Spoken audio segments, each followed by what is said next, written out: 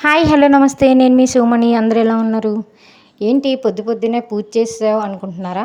ఏం లేదండి, ఈరోజు సోమవారం కదా, అందుకని చక్కగా ఇంటి దగ్గర పూజ అయితే ముగించుకున్నాను అనమాట. పూజ పూర్తి చేసుకున్న తర్వాత టెంపుల్కి అయితే వెళ్ళాను.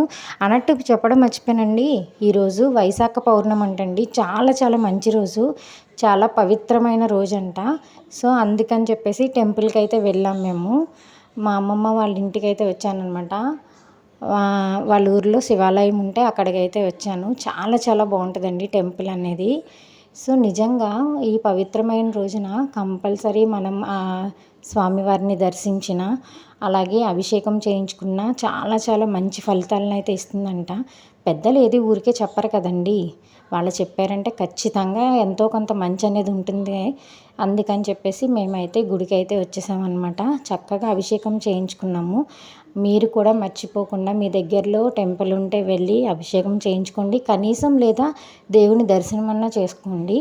ఎందుకంటే ఈరోజు రాత్రి 7 వరకు ఉందంట. చాలా చాలా శుభముహూర్తం. అలాగే మీరు అనుకున్న కోరికలు ఏమన్నా ఉంటే కూడా నెరవేరుతాయి. సర్లే ఇంకా టైం ఉంది కదా, చెప్తే మీరు కూడా వెళ్తారు కదా అనేసి చెప్తున్నాను అనమాట. ఖచ్చితంగా మీకు వీలుంటే వెళ్ళి దర్శనం చేసుకోండి.